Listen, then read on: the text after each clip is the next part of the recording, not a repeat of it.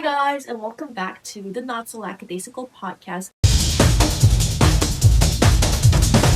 I am Nella, and today we're going to be getting into it. Formerly, Ashley Barsler's TikToker known for promoting mental health awareness, talking openly about her experience with sexual assault, body dysmorphia, and just overall mental health struggles. A lot of people followed her because she was vulnerable and honest and a relatable person. People trusted her. But after Brad Mason posted his infamous 9-part allegations against Ashley Barnes, it all went downhill, it all crumbled down. Like when he brought out a lot of receipts, it just led to more people talking about their side of the story, their experiences with Ashley Barnes, all the encounters and everything. So you probably guessed it by now, but in this video, I am going to be talking about receipts. I'm going to be breaking down the entire Ashley Barnes situation, talking about the drawer, the gummies, the accusation, the rumors, Reddit comments even. Alright, so I'm gonna backtrack a little because if you guys have not heard the full story, it might sound like some crazy fever dream or something. So, Ashley, she wasn't just like a random TikToker, okay? She was a person a lot of people loved. She had like 2.7 million followers, and her entire platform is basically just about her talking openly about mental health awareness, trauma, body dysmorphia, and her own experiences with sexual assault. Now, she positioned herself at a really vulnerable place.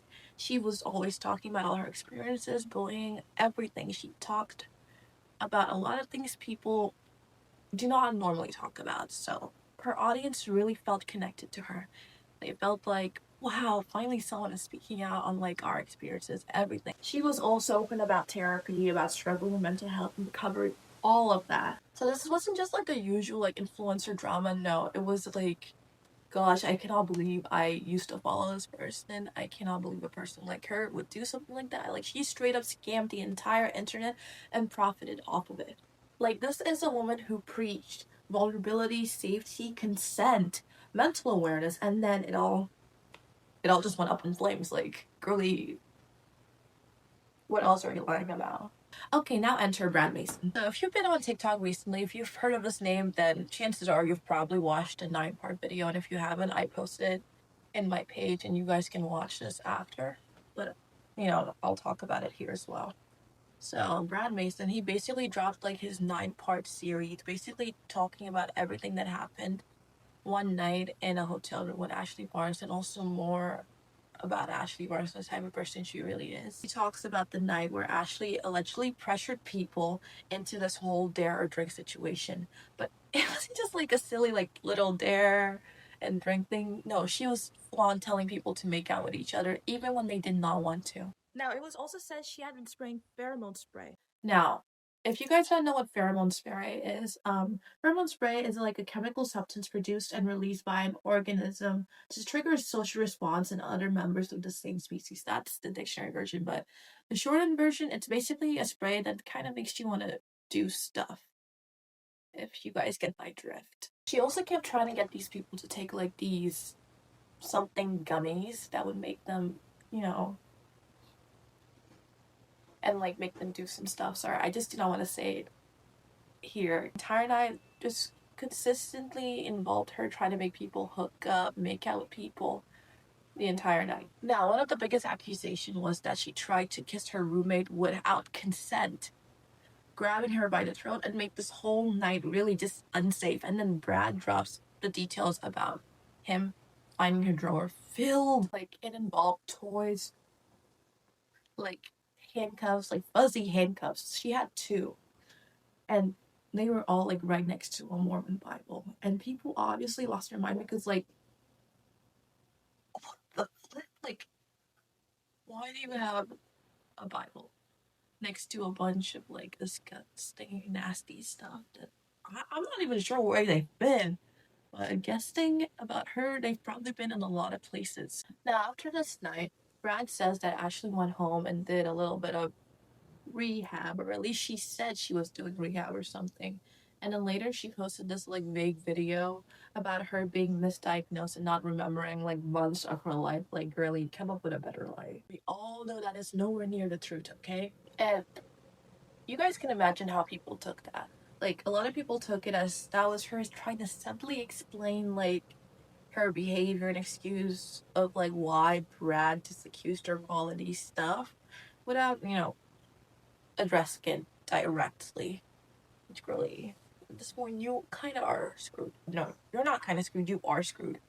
Honestly, like, if someone accused me of all of this, like the pheromones, the gummies, the grabbing people by the throat and unconsently kissing them and making out with them, like, if it was the truth, I would speak up about it. I would tell my side of the truth. But honestly, if it wasn't true, I'd probably stay quiet myself too, which is what she's currently doing right now. Because at this point, it's not about defending yourself, it's about shutting people down legally. And that's kind of what people think Ashley's been doing. Like, there's this little speculation, like known speculations, that she allegedly sent like a cease and desist to like her ex-girlfriend Savannah because she knew like a lot about her. And the whole thing with Capri, it's been rumored that Ashley spent $3,000 to ban his account so he cannot speak up on it more. Like, what are you hiding the fact that you need to spend $3,000 just to try to shut somebody up? Like, when more is it? Like, how far along does it stretch? But also, it kind of shows that you might be guilty of something, because, like, why spend $3,000 if you have nothing to hide? I'm just saying, like, we know. But after all that, like, after Brad's video of him explaining what happened to him, suddenly the story just exploded. Everyone was talking about their own experience, their own encounters with Ashley Barnes. Everyone, her former friends, people who claimed to know her personally, old high school friends, like everyone you can imagine was talking about her. Suddenly, everybody had something to say about how terrible she was to them, and how fake she was, and how manipulative she acted. Just like a lot of stuff, like blah blah blah. And you guys know how the internet is. Like, once one person speaks out, everyone else starts digging into your past.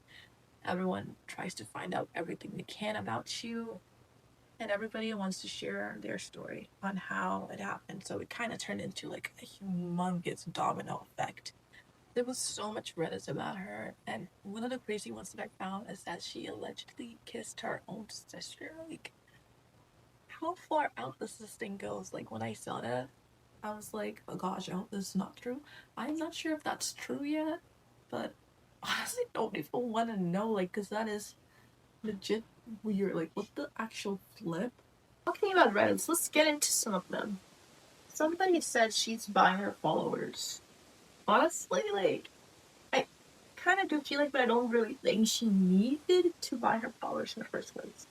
Someone said she's 100% buying followers on Instagram. If you look at them, about 90% of the accounts have no profile pictures and say new account. I don't know what her point in doing that is, because buying followers does nothing but add followers. It's not like they are active accounts are going to make her money. That is true. Okay, someone titled this one Brad, Capri, and the Roommates. They said, in my opinion, it's normal for people who have been through traumas together to want to stick together. Both Capri and Brad have both said the experience has brought them closer together, which is understandable. The fact people are saying Capri is flying Brad out of contact is quite insensitive. I do understand some people don't like the way Capri is dealing with the situation. However, everyone deals with stuff differently. That is honestly true. You can never tell a victim to deal with things a different way, because they're the ones going through it, not you. Where did I even leave off of? Let's also not forget that they are content creators. This is their job. They're going to make videos together. Capri is probably just making more content about it to spread more awareness instead of doing his usual stuff, letting the Ashley situation stay as the main focus. I think getting everyone who was there that night together is a good idea. They can talk through things, be there for each other, and tell their story properly with support. Honestly, that would make a really amazing podcast episode, like all of them together, like talking about it. But like, it's a really traumatic situation that happened. Not many people can do that, but like, still would be a cool thing to do. Someone said, the thing is, it all looks extremely performative and like clickbait. It truly feels like Capri isn't taking the situation as seriously as everyone. I understand trying to gain traction by teasing his part 5, 6, 7, but at this point, it's gone too far, and let me clear, making tourist strap in TikTok and captioning it, you know what you did, once read much if any, awareness. They need to handle this maturely, and they are just making more of a mess of the situation. In my opinion, I agree the victims should come together and support one another. I think they could have shared their story, went to the authorities, and left it at that. It is insane to me how Capri is allowed to continuously clickbait his audience into thinking he'll post the next part of his essay story over and over again. It doesn't feel right or fair. Honestly, true, but like, I understand, like, if something bad happened to you, you might as well make some money out of it, but like, it kind of shows like it was practically nothing that happened when we all know like something did happen that night. But just the way that he's handling, I feel like people might think like he's making a serious situation sound like it's not that serious with the way he's handling it so far. Someone said, I agree, but I also think it's important to remember that these people are showing us a fraction of what's actually going on. They went through something horrible, but they are still influencer. They all have a mentality of influencer, and some of them, it's their main or only source of income. So putting their lives on hold or not making content might not be an option. Plus, the more content they make, the more reach it gets. People who don't have TikTok will start seeing it on other social media platforms, etc., and stop supporting her. Honestly, true, yeah. Someone also said, that's not the point. Sorry if that came off strong. You're explaining the situation how you and your friend got essayed. Yes, people react to things differently, but they don't post part one, then videos in between like thirst traps. Not only that, he got banned. Totally okay. He made a new page. He can't post it, okay. Then people check his snap. He said he's waiting until he gets his account back because the video are in his drafts, literally in his drafts. One button he has to click, so it's not like he's telling his story again and again. It's in his draft. He's using this to promote his Twitch, Snap, etc. Yes, I feel bad for him, but BFFR. Honestly, yeah, I do feel like he's trying to promote himself more so that people watch his story. He is promoting his stuff. He is an influencer. That's like what they do. Yeah, I understand, but like, honestly, that's he's probably just trying to gain like more views or whatever on like a bad narrative or like bad experience that happened to them. And I get that. But like, dude, just post it already. Like, we want to know, and you'll gain more followers after that. Like, I guess he's just like making sure to confirm it or whatever. Let's listen to one more, and then after that, yeah, just one more. Oh, someone said, I'm sorry, but this is so crazy. What you mean you're waiting to reach 6.7 million until you post the other parts? Someone said, he's either a gross cloud chaser, he could maybe have a medium term, or he could maybe have a medium team that's making him do this. Either way, it's so gross and weird. Someone said Tiffany maybe is making him do this. Someone said, oh my gosh, at this rate, I'm uninterested on this side of the story. This is a real life crime, not some internet tea. He's effed up in the head. I don't care. Someone says, Capri seems like the only one trying to get attention from all of this. Honestly, by the way he's acting, it does seem like it. Like, dude, just tell us the story. Like, the more you make us, like, have to do more stuff to get to it, the more uninterested we will become. Because, like, just tell us or do not tell us. Like, pick one. Just pick one. But anyways, thank you guys so much for watching. See you guys next time and bye. Also, let me know what other videos you guys want me to do. Yeah, see you guys next time and bye.